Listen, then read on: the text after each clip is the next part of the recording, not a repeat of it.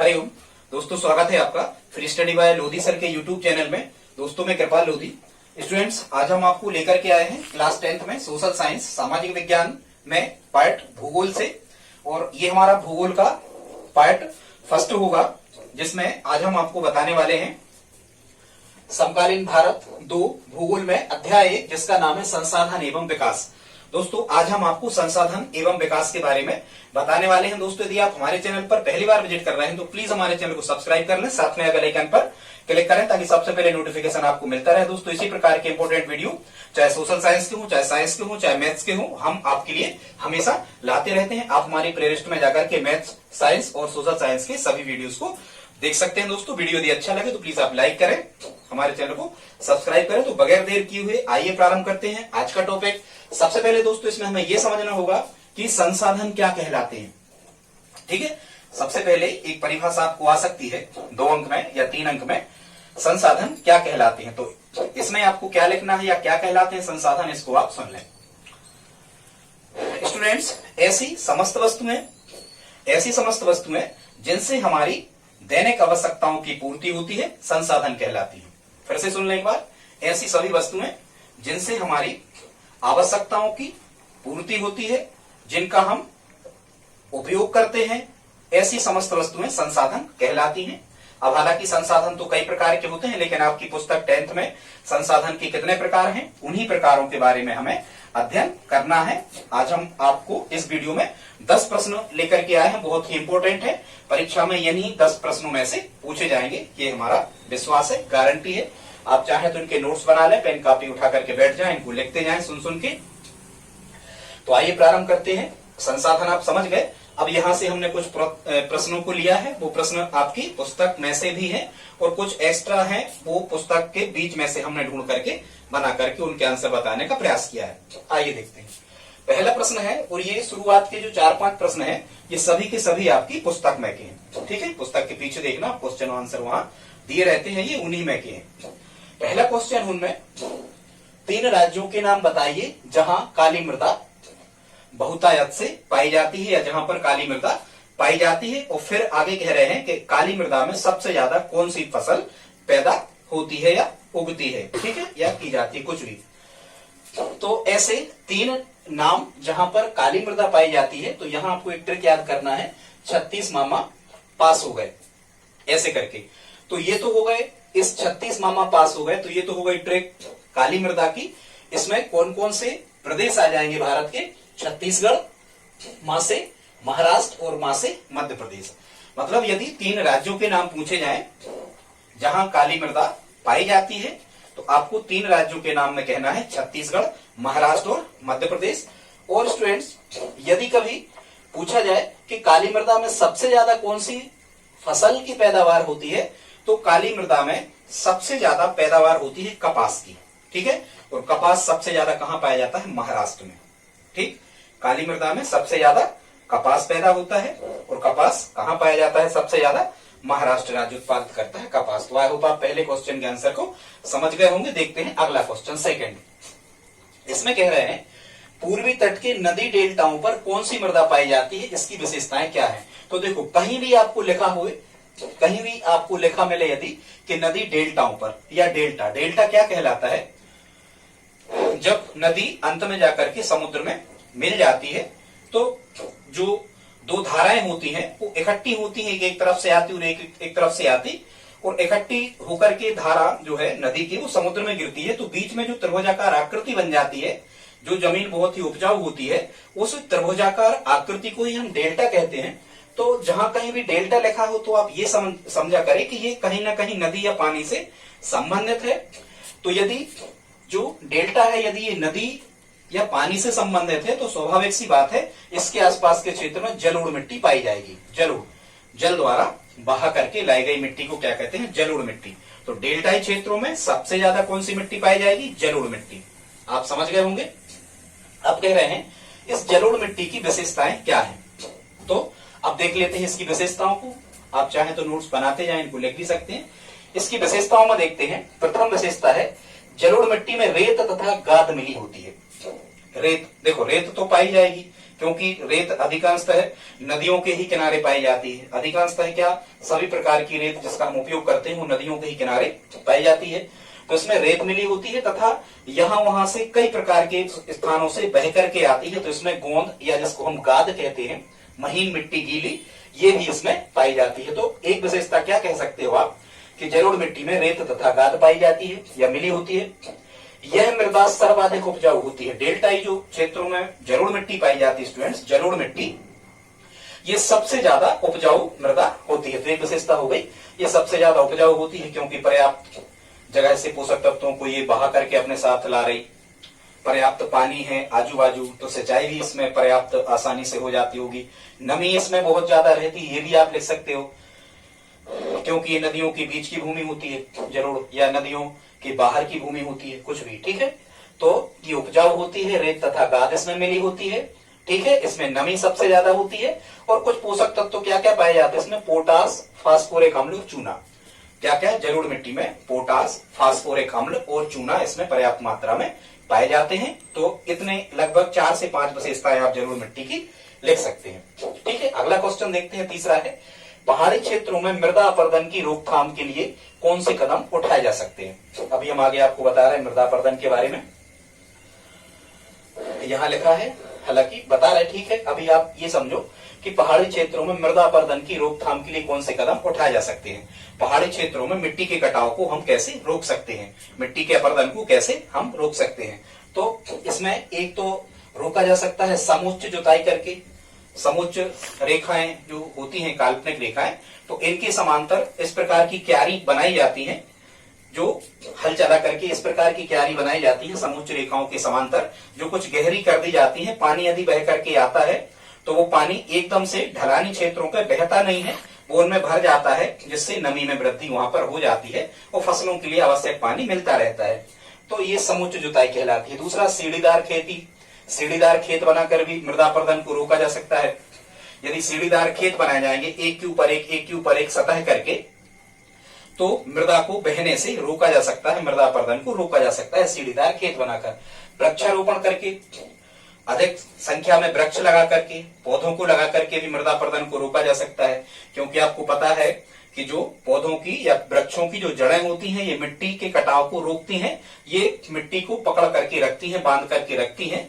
वृक्षों की जड़ें मिट्टी को बहने नहीं देती, और बहने नहीं देती माने मृदा अपरदन नहीं होता। स्टूडेंट्स, मृदा अपरदन वही कहलाता है वायु द्वारा या जल के द्वारा मिट्टी को अपने स्थान से बहाकर किसी अन्य स्थान पर ले जाना, और ऐसा करने से उस स्थान पर जहां से मृदा को बहाकर ले जाया गया है, उस स्थान पर मृदा की कमी हो जाती है, वहां पर पत्थर, सैलें, चट्टाने आदि निकल आते हैं। इस स्थिति को मृदा अपरदन कहते हैं, ठीक है। मृदा अपरदन समझ गए, फिर से सुन लो।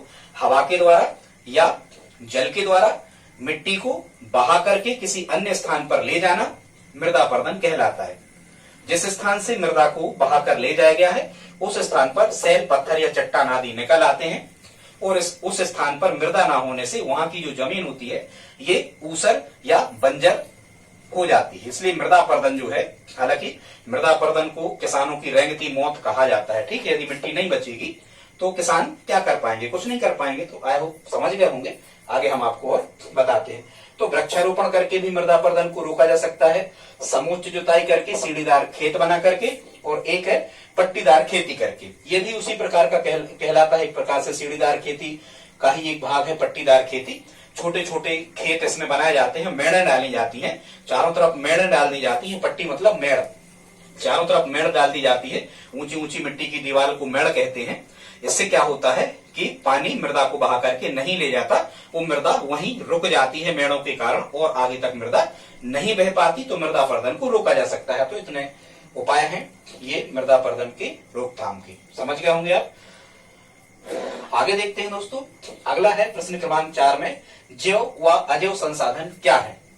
जैव व अजैव संसाधन क्या है। हालांकि अभी हम यहाँ और आपको जैव और अजैव संसाधन बता रहे हैं। ये उत्पत्ति के आधार पर स्टूडेंट्स, उत्पत्ति के आधार पर 2 प्रकार के संसाधन होते हैं, जैव संसाधन और अजैव संसाधन। यहाँ जो जैव संसाधन होते हैं, जिनकी प्राप्ति जैवमंडल से की जाती है, जिनकी प्राप्ति जैवमंडल से की जाती है, या जिनकी प्राप्ति जीव जगत से की जाती है, या जिनकी प्राप्ति जीवित वस्तुओं से की जाती है उन्हें हम क्या कहते हैं, उन्हें हम कहते हैं जैव संसाधन। ठीक है, अब जीवित वस्तुएं या जैव मंडल क्या कहलाते हैं, तो जो सांस लेते हैं, जो भोजन करते हैं या भोजन बनाते हैं, ठीक है, ये सब चीजें क्या कहलाती हैं, जीवित चीजें या जैव मंडल की चीजें कहलाती हैं। तो जिनकी प्राप्ति जैव मंडल से हो सकती है उन्हें हम जैव संसाधन कहते हैं। अब जैव संसाधन के एग्जाम्पल या उदाहरण क्या है, एक तो मनुष्य खुद अपने आप में एक संसाधन है, तो मनुष्य भी जैव संसाधन है। पौधे, क्योंकि पौधों में भी जीवन होता है, सभी प्रकार की वनस्पति या पेड़ पौधे ये जैव संसाधन के अंतर्गत आते हैं।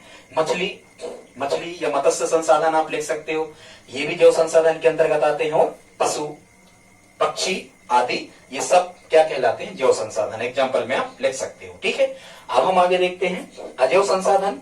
तो ऐसे संसाधन जिनकी उत्पत्ति या जिनका निर्माण अजैविक चीजों से हुआ है। अजैविक चीजें मतलब जिनमें जीवन नहीं है, जो सांस नहीं लेते हैं, जो भोजन नहीं करते हैं, जो अपना भोजन स्वयं नहीं बनाते हैं, इस प्रकार से जीवित वस्तुओं की विशेषताएं। तो आप क्या कह सकते हो स्टूडेंट्स, अजैव संसाधन के अंतर्गत आपको कहना है ऐसे संसाधन जो अजैव वस्तुओं से प्राप्त हुए हैं उन्हें हम अजैव संसाधन कहते हैं। जैसे चट्टानें, धातुएं, खनिज, लोहा, सोना, चांदी, तांबा, ठीक है, सूर्य का प्रकाश, जल, पवन ऊर्जा आदि ये अजैव संसाधन के अंतर्गत आते हैं। अगला क्वेश्चन है, ये हमने अर्थशास्त्र में भी आपको बताया था, प्रश्न क्रमांक 5 है। कह रहे हैं सतत पोषणीय विकास का क्या आशय है। सतत पोषणीय विकास स्टूडेंट्स, या इसी को ही हम कहते हैं सतत विकास। बहुत इंपॉर्टेंट प्रश्न है, अर्थशास्त्र में भी है, भूगोल में भी है। क्या है, सतत पोषणीय विकास। ठीक है, तो सतत पोषणीय, एक तो यहां विकास लिखा है, लेकिन विकास कैसा है, सतत और पोषणीय। स्टूडेंट, सतत पोषणीय विकास का मतलब है कि इस प्रकार का विकास किया जाना चाहिए ताकि हमारे पर्यावरण को नुकसान ना हो। एक चीज ध्यान से रखना है सतत या पोषणीय विकास में, सतत या पोषणीय विकास इस प्रकार के विकास को कहते हैं जिसमें किसी भी देश का विकास या विश्व का विकास इस प्रकार से किया जाता है ताकि पर्यावरण को नुकसान ना हो तथा भावी जो पीढ़ी है, आगे आने वाली हमारी जो पीढ़ी है, इसके लिए भी पर्याप्त मात्रा में संसाधन बच जाए। इस प्रकार के विकास को हम सतत संपोषणीय विकास कहते हैं। समझ गए, मतलब वर्तमान की जो पीढ़ी है, हमारी जो पीढ़ी है, उस पीढ़ी द्वारा संसाधनों का, इस जैसे कोयला, पेट्रोलियम आदि, इनका इस प्रकार से उपयोग किया जाए ताकि पर्यावरण को नुकसान ना पहुंचे और आगे आने वाली जो पीढ़ी है इनके लिए भी संसाधन सुरक्षित रहें। आगे आने वाली जो पीढ़ियां हैं, भावी पीढ़ियां जो है हमारे बच्चे के बच्चे के बच्चे इस टाइप से, तो उनके लिए भी संसाधन पर्याप्त इस पृथ्वी पर बचे रहें। इस प्रकार से हमें संसाधनों का दोहन करना है, ये कहलाता है सतत पोषणीय विकास। आई होप आप समझ गए होंगे। आगे देखते हैं स्टूडेंट्स, अगला प्रश्न है मृदा अपरदन से क्या तात्पर्य है, इसके कारण, मृदा अपरदन के क्या कारण और मृदा अपरदन रोकने के उपाय। बहुत अच्छा प्रश्न है, मृदा अपरदन से इंपॉर्टेंट है, आप चाहें तो नोट कर लें, इसको पेन कॉपी पर लिख सकते हैं। मृदा अपरदन हमने अभी आपको बताया था स्टूडेंट्स, हवा के द्वारा या जल के द्वारा मिट्टी को किसी स्थान से बहा करके किसी अन्य स्थान पर ले जाना मृदा अपरदन कहलाता है। मृदा अपरदन को तो स्टूडेंट्स एक बार फिर आप समझ लें, मृदा अपरदन क्या कहलाता है, हवा के द्वारा या जल के द्वारा मिट्टी को एक स्थान से बहा करके दूसरे स्थान पर ले जाना मृदा अपरदन कहलाता है। और ये जो मृदा अपरदन है, इसे किसानों की रैंकी मौत भी कहा जाता है। मृदा अपरदन से उस स्थान पर मिट्टी जिस स्थान पर थी उस स्थान पर क्या निकल आता है, पत्थर, चट्टान या सैले निकल आती हैं और वहां पर फिर खेती नहीं की जा सकती। इसलिए खेती के लिए या कृषि के लिए मृदा अपरदन नहीं होना चाहिए। आई होप आप समझ गए होंगे इतना। अब हम देख लेते हैं कि मृदा अपरदन के क्या कारण है, मतलब मृदा अपरदन क्यों हो रहा है, मिट्टी का कटाव बहुत ज्यादा क्यों हो रहा है, मिट्टी बह करके दूसरे स्थानों पर क्यों पहुंच रही है। तो देखते हैं, सबसे पहले वनों का नाश किया गया है, वनों को काटा गया है। वनों के कटने से क्या होता है कि जो वृक्षों की जड़ें होती हैं, ये जड़ें मिट्टी को बांध करके रखती हैं, लेकिन यदि वृक्ष नहीं रहेंगे तो जड़ें नहीं रहेंगी और फिर मृदा अपरदन इससे होगा। तो वनों का नाश होने से मृदा अपरदन हो रहा है। अत्यधिक पशुचारण, जो पशु होते हैं ये जंगलों की ओर जाते हैं और वहां पर चरते हैं, और चरने के दौरान पशुचारण जिसको हम कहते हैं, तो चरने के दौरान ये छोटे छोटे जो पौधे होते हैं इन पौधों में भी मुंह मारते हैं और इन पौधों को मुंह मार करके ये क्या कर लेते हैं, उखाड़ लेते हैं। और जैसे उन पौधों को ये उखाड़ लेते हैं तो वो पौधे समाप्त हो जाते हैं। तो अति पशुचारण, ज्यादा पशुओं को जंगलों में चराने से भी मृदा का अपरदन होता है। मिट्टी बचती नहीं है, चारा ज्यादा, चारा भी मिट्टी को पकड़ के रखता है, घास, लेकिन ये घास चर लेते हैं तो मिट्टी फिर बहने लगती है। तो अत्यधिक पशुचारण से भी मृदा अपरदन हो रहा है। आदिवासियों द्वारा झूमिंग कृषि की जाना। स्टूडेंट्स, आदिवासियों द्वारा झूमिंग कृषि, यहाँ झूमिंग कृषि का मतलब होता है जो आदिवासी बाहुल्य क्षेत्र होते हैं कई स्थानों पर, वहां पर आदिवासी किसी एक स्थान पर रुकते हैं, तो वहां पर वृक्षों को काटते हैं, कुछ समय तक वहां पर खेती करते हैं और फिर जब वो भूमि बंजर हो जाती है तो उस स्थान को छोड़ करके वे अन्य जंगली किसी क्षेत्र में निकल जाते हैं, वहां फिर से वृक्षों को काटते हैं, वहां खेती करते हैं और यही लगातार क्रिया उनके जीवन भर चलती रहती है। इस प्रकार की खेती को ही हम क्या कहते हैं, झूमिंग कृषि कहते हैं। ठीक है स्टूडेंट्स, तो ये जो झूमिंग कृषि है इसके कारण भी वृक्षों को बहुत ज्यादा काटा जाता है, इस कारण से भी मृदा का अपरदन होता है। फिर यहाँ एक और लिखा है पवन द्वारा अपरदन। ये तो हम बता चुके कि पवन द्वारा या हवा के द्वारा मिट्टी को एक स्थान से बहा करके या उड़ा करके, पवन द्वारा लिखा है यदि तो उड़ा करके दूसरे स्थान पर ले जाना पवन द्वारा मृदा अपरदन कहलाता है। भारी वर्षा, बाढ़, जब कभी भारी वर्षा होती है तो भारी वर्षा या बाढ़ आने के कारण भी जल जो है ये मृदा को एक स्थान से बहा करके और दूसरे स्थान पर नदियों में ले जाता है, इस कारण से भी मृदा अपरदन होता है। तो ये आपको 5-6 कारण हमने बताए हैं कि मृदा अपरदन क्यों होता है, मिट्टी एक स्थान से दूसरे स्थान तक क्यों बह जाती है। इसके बाद में हम देखते हैं, यहाँ फिर प्रश्न में हमने लिखा था मृदा अपरदन रोकने के उपाय क्या हैं, मिट्टी के कटाव को कैसे रोका जा सकता है मृदा अपरदन को। तो सबसे पहले तो है उर्वरकता बनाए रखने के लिए वैज्ञानिक तरीकों को अपनाना। आप अच्छे तरीकों को अपनाएं ताकि मृदा अपरदन ना हो। दूसरा, जैविक खाद का अधिकतम उपयोग करें, इससे भी मृदा अपरदन को रोका जा सकता है। ग्रामीण खेतों में चारागाह का विकास किया जाए, बहुत ज्यादा चारागाह बनाया जाए, चारा लगाया जाए, उसका विकास किया जाए तो मृदा अपरदन को रोका जा सकता है। खेतों में ऊंची मेड़े डालकर भी मृदा अपरदन को रोका जा सकता है। यदि खेतों में आप ऊंची ऊंची मेड़े डाल दोगे तो भी वो मिट्टी बरसात के दिनों में बहेगी नहीं और आपकी मिट्टी आपके खेत में बनी रहेगी, तो इससे भी मृदा अपरदन को रोका जा सकता है। वृक्षारोपण करके भी मृदा अपरदन को रोका जा सकता है। और भी बहुत सारे ये सब लिखे हैं, समोच्च जुताई, सीढ़ीदार खेत बनाकर, पट्टीदार खेती करके भी मृदा अपरदन को रोका जा सकता है। तो आप जैसे जितने अंकों का आता है आप 3-4 उपाय मृदा अपरदन को रोकने के लिख सकते हैं। आगे देखते हैं स्टूडेंट्स, अगला 7वां प्रश्न है। इसमें कह रहे हैं एजेंडा 21 या एजेंडा 21 क्या है, एजेंडा 21 क्या है। तो इसमें आपको क्या कहना है, सबसे पहले तो आपको यह समझना है कि एजेंडा 21 क्या है। उसके पहले आपको यह समझना है विश्व पृथ्वी सम्मेलन के बारे में। विश्व पृथ्वी सम्मेलन स्टूडेंट्स, और इसी विश्व पृथ्वी सम्मेलन को ही रियो सम्मेलन के नाम से भी जाना जाता है। रियो सम्मेलन, विश्व पृथ्वी सम्मेलन, उसी के अंतर्गत आता है एजेंडा 21। अब एजेंडा 21 क्या है इसको आप समझें। क्या हुआ था, हालांकि एजेंडा 21 एक प्रकार की घोषणा है जिसमें 21 प्रकार के बिंदुओं पर विचार किया गया था 100 से अधिक देशों के राष्ट्राध्यक्षों के द्वारा। और मुख्यतः इस पृथ्वी सम्मेलन या रियो सम्मेलन या एजेंडा 21 जो है, इसका जो मुख्य उद्देश्य था, जो पूरे संसार में जलवायु परिवर्तन हो रहा है, जो क्लाइमेट चेंज हुआ है, जलवायु का परिवर्तन हुआ है। अब जलवायु परिवर्तन कैसे पता लगा, वैश्विक तापमान में वृद्धि हुई है, ग्लोबल वार्मिंग बढ़ी है, पूरे विश्व के तापमान में लगातार वृद्धि होती जा रही है, ये जलवायु परिवर्तन कहलाता है। ऐसी बहुत सारी बातें, कार्बन डाइऑक्साइड गैस के उत्सर्जन में वृद्धि हुई है, ओजोन परत का क्षरण हो रहा है, पर्यावरण प्रदूषण लगातार बढ़ रहा है, बहुत सारी बातें। ठीक है, तो पर्यावरण संरक्षण करने की दृष्टि से 1992 में, कब 1992 में ब्राजील के शहर रियो डी जेनेरो, राजधानी अलग है, ब्राजील के शहर रियो डी जेनेरो में एक सम्मेलन का आयोजन किया गया जिसमें 100 से अधिक देशों ने भाग लिया। लगभग 178 देश थे पर आपको आपकी पुस्तक में 100 से अधिक दिया, तो जिसमें लगभग 100 से अधिक देशों ने हिस्सा लिया था। और वहां पर पर्यावरण बचाने के संदर्भ में, या पर्यावरण के विकास के संदर्भ में 21 बिंदुओं का निर्धारण किया था, जिसमें बहुत सारे बिंदु थे कि सभी देश अपने यहां जाकर के यही 21 के 21 बिंदुओं पर चर्चा करेंगे। पर्यावरण प्रदूषण ना हो इसके लिए विश्व के सभी देश नीति बनाएंगे। ग्रीन हाउस गैसों का उत्सर्जन कम से कम हो इसके लिए नीति बनाएंगे। ओजोन परत में छिद्र ना हो, ओजोन परत में छिद्र करने वाले पदार्थों का उपयोग कम से कम करेंगे। ऐसे बहुत सारे बिंदु, सतत विकास, संपोषणीय विकास की ओर बढ़ेंगे। ऐसे बहुत सारे बिंदुओं पर चर्चा वहां पर 21 बिंदुओं के अंतर्गत की गई थी 1992 में। कहा?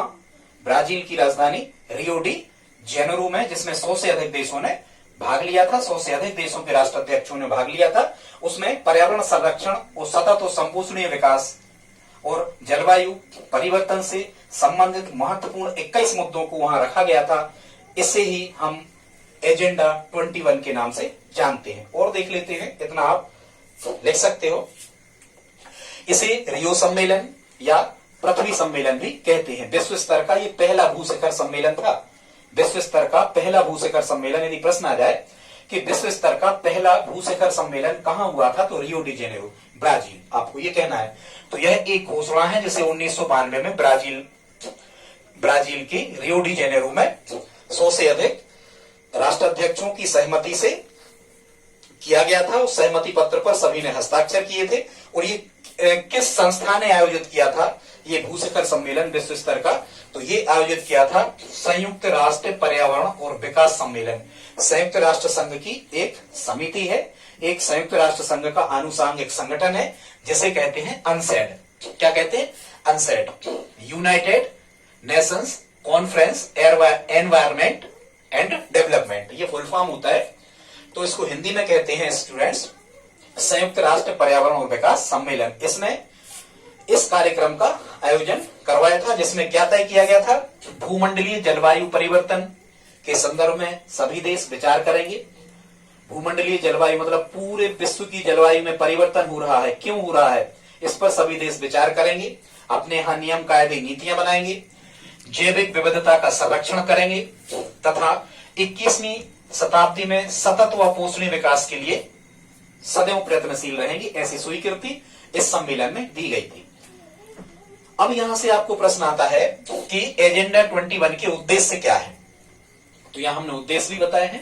पहला उद्देश्य है इसका एजेंडा 21 का भूमंडलीय सतत पोषणीय विकास हासिल करना। वही जो हम आपको कह रहे थे, सतत पोषणीय विकास हासिल करना। कहां? भूमंडलीय मतलब ऑल ओवर वर्ल्ड में, पूरे संसार में सतत पोषणीय विकास हासिल करना। एक, विश्व सहयोग के द्वारा पर्यावरणीय क्षति, निर्धनता व रोगों को निपटाना या रोगों से निपटना।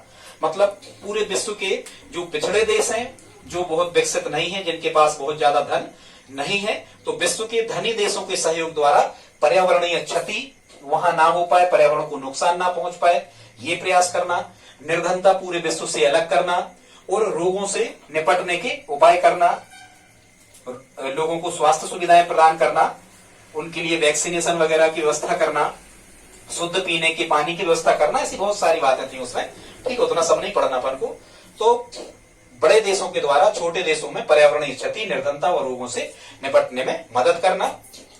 और ये कहा गया था, एक उद्देश्य इसका ये भी था कि प्रत्येक स्थानीय निकाय मतलब प्रत्येक जो देश है, ये अपने यहाँ लोकल के स्तर पर मतलब देश के लेवल पे ये स्थानीय एजेंडा 21 तैयार करे। मतलब लोकल की जो समस्याएं हैं पर्यावरण से संबंधित, लोकल की किसी देश की अलग अलग भौगोलिक स्थितियां होती हैं, तो उन स्थितियों के अनुसार जो अलग अलग देशों की अलग अलग समस्याएं हैं, उन समस्याओं को लेकर के स्थानीय एजेंडा 21 भी तैयार हो करें। तो ये क्या थे उसके उद्देश्य थे। बहुत सारी बातें हमने आपको बता दी, मन से भी आप लिख सकते हो, सुन के। जरूरी नहीं है कि आप यही सब चीजें लिखो, जो हमने आपको बताया है यही आप अपनी भाषा को सरल करके साहित्यिक भाषा में लिख सकते हो। बिल्कुल सही आंसर आपका होगा। आगे हम देखते हैं स्टूडेंट्स, अगला क्वेश्चन है 8वां।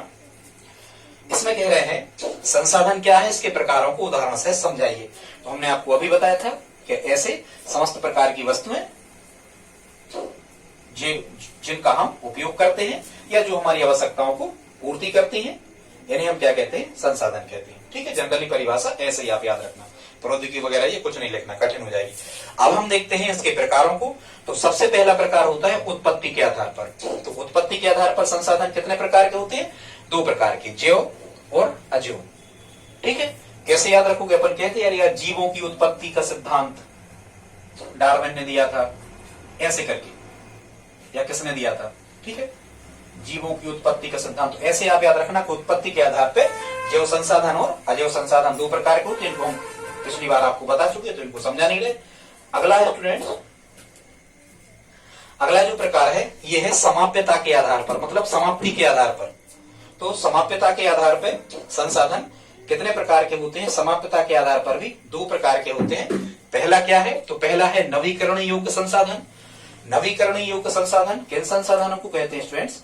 नवीकरण योग्य संसाधन ऐसे संसाधनों को कहते हैं जिनका एक बार उपयोग कर लेने पर पुनः उनका उपयोग किया जा सकता है, या फिर ऐसे संसाधन जिनको चक्रण द्वारा हम पुनः प्राप्त कर सकते हैं, ये भी लिख सकते हो, जिनको हम चक्रण द्वारा पुनः प्राप्त कर सकते हैं, नवीकरणीय संसाधन कहलाते हैं, ये भी सही है। या ऐसे संसाधन जिनका एक बार उपयोग कर लेने के पश्चात हम पुनः उनका उपयोग कर सकते हैं, इनको बनने में ज्यादा समय नहीं लगता, इस प्रकार के संसाधन को नवीकरणीय संसाधन कहते हैं, जैसे जल ऊर्जा, पवन ऊर्जा या सौर ऊर्जा। ठीक है, ये फिर से चक्रण द्वारा प्राप्त होते रहते हैं, रात होती है फिर सुबह आ जाती, सौर ऊर्जा आ जाती। पवन ऊर्जा तो रेगुलर बह रही, जल ऊर्जा हर 8 माह के बाद में बरसात ऋतु आती, वो साइक्लेशन में जल का चक्रीय प्रक्रम जो अपन पढ़ते हैं, जल का चक्रीकरण, तो फिर से जल आ जाता। तो ये जल ऊर्जा, पवन ऊर्जा और सौर ऊर्जा, ये नवीकरणीय स्रोत के एग्जाम्पल या उदाहरण हो गए। आगे हम देखते हैं अनवीकरणीय योग्य संसाधन। अनवीकरणीय योग्य संसाधन किसे कहते हैं? तो इसमें आप क्या लिख सकते हो? ऐसे संसाधन जिनका हम एक बार उपयोग कर लेने पर पुनः उपयोग नहीं कर सकते, या जिनको चक्रण द्वारा पुनः प्राप्त नहीं किया जा सकता, इन्हें हम अनवीकरणीय ऊर्जा संसाधन कहते हैं। और अनवीकरणीय ऊर्जा संसाधन जो होते हैं, इनके निर्माण में लाखों वर्षों का समय लग जाता है, अल्प समय में इनका निर्माण नहीं होता। जैसे अनवीकरणीय ऊर्जा स्रोतों में आप लिख सकते हो कोयला और पेट्रोलियम। ठीक है, पेट्रोलियम लिखना, अब पेट्रोलियम में डीजल, पेट्रोल, कोलतार, मिट्टी का तेल सब शामिल हो जाएगा, ये सब अनवीकरणीय है। ठीक है, लकड़ी भी नवीकरणीय में आ जाएगा, लकड़ी पौधे आ जाएंगे, क्योंकि वो पौधे फिर से हो जाते हैं काट देने के बाद। ठीक है, ऐसा। अब हम देखते हैं अगला है, तीसरा प्रकार है स्वामित्व के आधार पर। तो स्वामित्व के आधार पर जो संसाधन होते हैं ये होते हैं 4 प्रकार के। स्वामित्व के आधार पर कितने प्रकार के होते हैं? 4 प्रकार के। व्यक्तिगत संसाधन, ऐसे संसाधनों को व्यक्तिगत संसाधन कहते हैं जिन पर हमारा निजी अधिकार होता है, जो हमारे स्वयं के होते हैं, जिनका उपयोग हम अपनी इच्छा अनुसार कर सकते हैं। ठीक है, जैसे हमारी भूमि, हमारे खेत, हमारा कुआं, हमारा घर, हमारी पुस्तकें, हमारी मोटरसाइकिल, हमारी कार, हमारे पास जो अपना स्वयं का है, ये व्यक्तिगत संसाधन कहलाते हैं। दूसरा है स्टूडेंट सामुदायिक संसाधन या सामुदायिक स्वामित्व वाले संसाधन। सामुदायिक स्वामित्व वाले संसाधन का मतलब होता है एक प्रकार से सरकारी संसाधन, मतलब ऐसे संसाधन जिनका उपयोग सभी लोग, किसी देश में रहने वाले सभी लोग, सभी समाज के लोग, सभी वर्गों के लोग जिनका उपयोग कर सकते हैं, ऐसे संसाधनों को सामुदायिक स्वामित्व के संसाधन कहते हैं। मुख्यतः ये सरकारी या सरकार के अधीन होते हैं। इन पर जो नियंत्रण होता है ये सरकार का होता है, जैसे सार्वजनिक कुआं, सार्वजनिक नल, सड़क, रेल, नहरें, बांध। ठीक है, सरकारी स्कूल, सरकारी अस्पताल, समस्त सरकार के जो संस्थान है वो सभी सामुदायिक स्वामित्व वाले संसाधनों के अंतर्गत आ जाएंगे। ठीक है, रेलवे लाइन सब। आगे अब हम देखते हैं, इसके बाद आता है राष्ट्रीय संसाधन। क्या आता है? राष्ट्रीय संसाधन। ऐसे संसाधनों को राष्ट्रीय संसाधन कहते हैं जो एक राष्ट्र के अंतर्गत आते हैं। कोई भी देश है, उसकी जहां तक भौगोलिक सीमा है, उस भौगोलिक सीमा के अंतर्गत आने वाले सभी संसाधन क्या कहलाते हैं? राष्ट्रीय संसाधन कहलाते हैं। ठीक है स्टूडेंट्स, और जो राष्ट्रीय संसाधन होते हैं इनकी एक लिमिटेशन भी है। तो इनकी जो लिमिटेशन होती है, ये समुद्र तट से 12 समुद्री मील, ध्यान देना, अपना जो समुद्र तट है, जहां से समुद्र भारत से लगा हुआ है, उसको हम समुद्री तट कहते हैं। समुद्री तट से 12 नाटिकल या 12 समुद्री मील दूर तक का जो क्षेत्र होता है उसके अंतर्गत जितना भौगोलिक क्षेत्र आ रहा होता है वह भी राष्ट्रीय संसाधन के अंतर्गत होता है। ठीक है। और जो 12 समुद्री मील में 22.2 किलोमीटर बनते हैं स्टूडेंट्स, 12 समुद्री मील में 22.2 किलोमीटर बनते हैं, क्योंकि एक समुद्री मील में 1.85 किलोमीटर के लगभग होता है। ठीक है। तो किसी भी देश की जो सीमाएं होती हैं ये समुद्र तट से 22.2 किलोमीटर या लगभग 12 समुद्री मील तक होती हैं। 12 समुद्री मील तक कोई भी देश समुद्र में या महासागर में अपने हित के कार्य कर सकता है। जैसे वहां मछली पकड़वा सकता है कोई भी देश, इतनी रेंज तक समुद्र तट से नौसेना वहां लगा सकता है, नौसेना को ट्रेनिंग दिला सकता है, ज्वारी ऊर्जा उत्पन्न कर सकता है। ठीक है।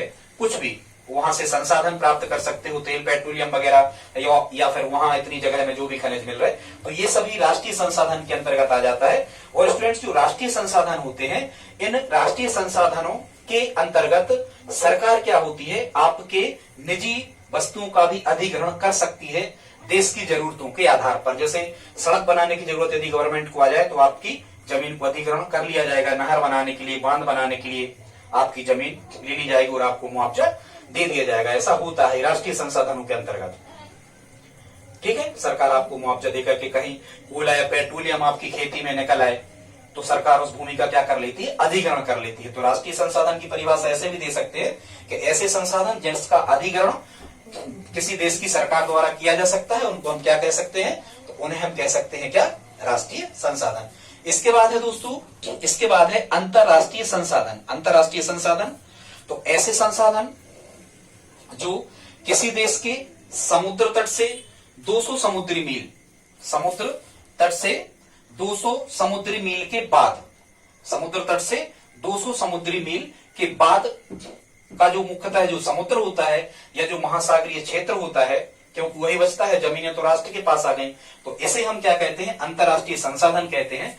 और अंतरराष्ट्रीय संसाधनों का उपयोग अंतरराष्ट्रीय स्तर पर जो बनाई गई संस्थाएं हैं, उन संस्थाओं की अनुमति लेकर के ही कोई देश अंतरराष्ट्रीय संसाधनों का उपयोग कर सकता है। जैसे संयुक्त राष्ट्र संघ अपने यहाँ अंतरराष्ट्रीय स्तर पर एक बहुत बड़ा वैश्विक संगठन बनाया गया है, तो इसके अनुसार जो नीतियां निर्धारित की गई होंगी, इस अंतरराष्ट्रीय संसाधन का उपयोग दूसरे देश उसकी नीतियों के अंतर्गत ही उससे परमिशन, अनुमति लेकर के ही कर सकते हैं। तो आई होप आप समझ गए होंगे। अब हम देखते हैं आगे स्टूडेंट्स, इसके बाद है विकास के स्तर के आधार पर। तो विकास के स्तर के आधार पर भी जो संसाधन होते हैं ये 4 प्रकार के होते हैं। पहले कहलाते हैं संभावी संसाधन। क्या कहलाते हैं, संभावी संसाधन।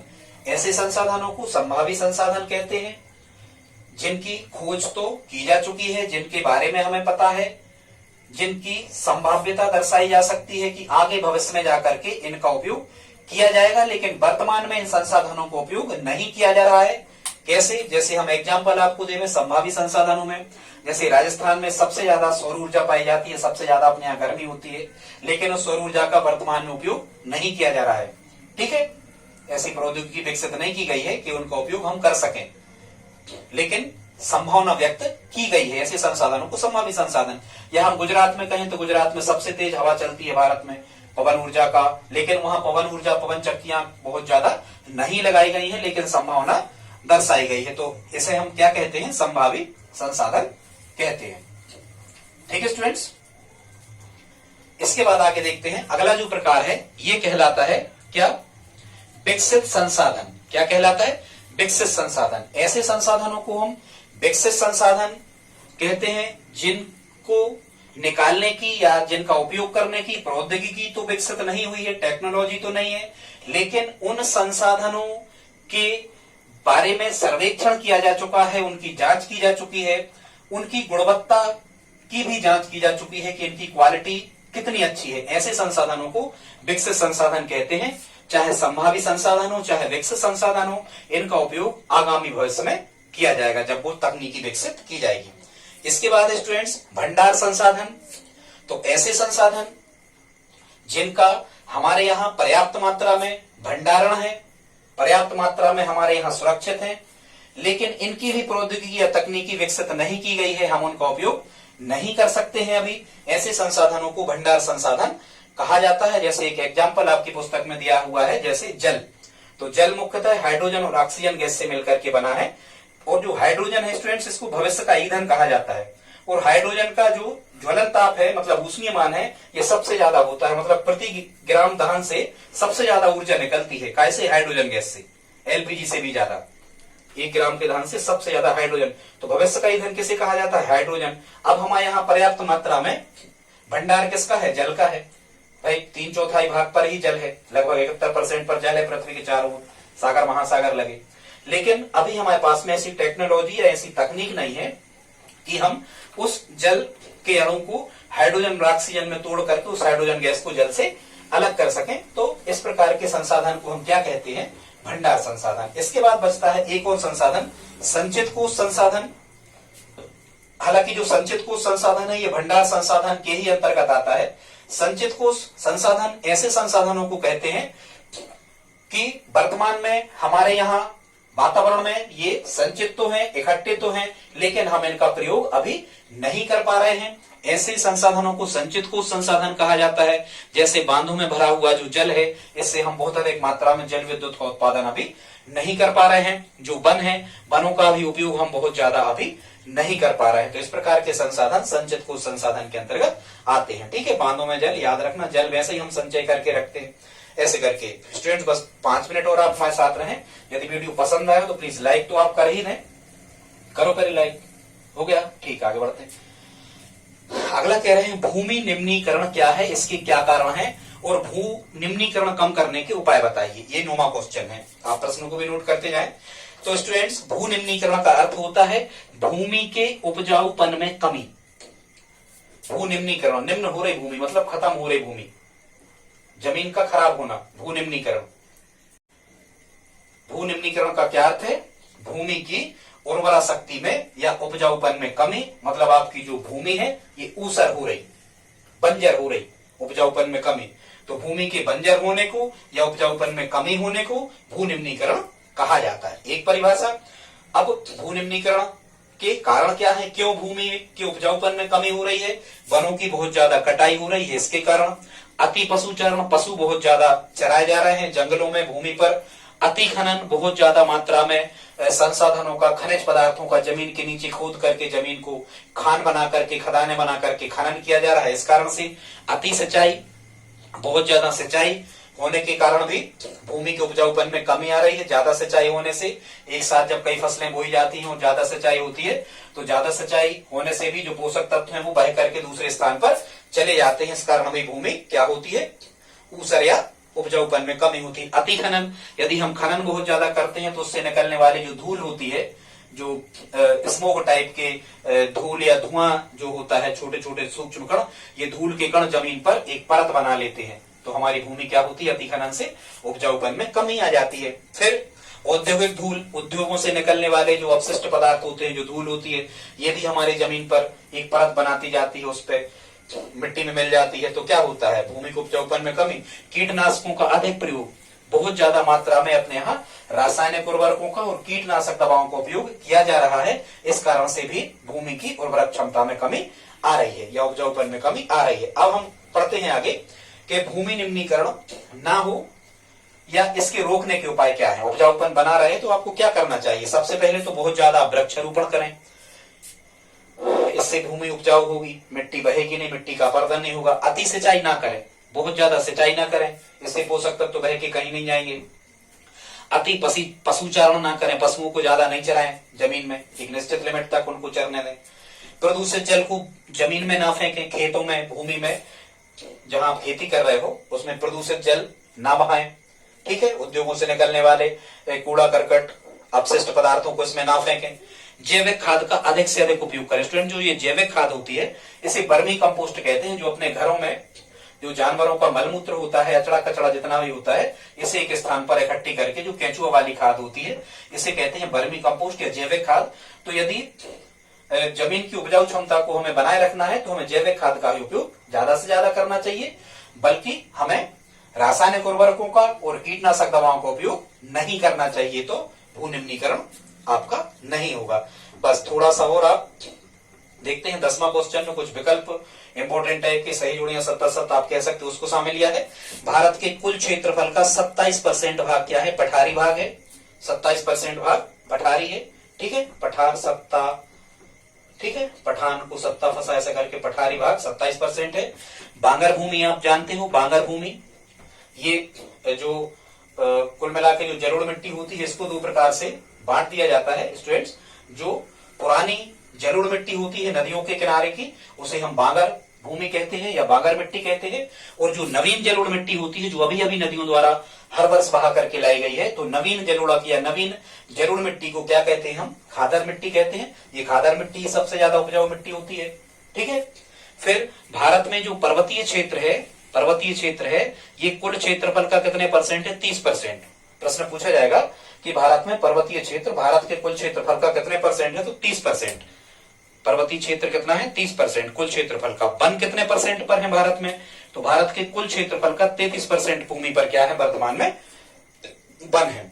ये स्टूडेंट्स लिखा है 32.8 लाख वर्ग किलोमीटर, ये 32,87,263 वर्ग किलोमीटर, ये पूरा डाटा है इसका। आपको तो इतना ही याद करना है, 32.8 लाख वर्ग किलोमीटर, प्रति नहीं, 32.8 लाख वर्ग किलोमीटर, ये क्या है? भारत का कुल भौगोलिक क्षेत्रफल है, ठीक है।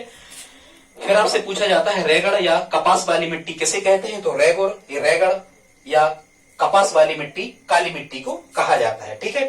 फिर संसाधन संरक्षण की वकालत सबसे पहले किस क्लब ने किस सन से प्रारंभ की? तो इसमें नाम आता है क्लब ऑफ रोम 1968।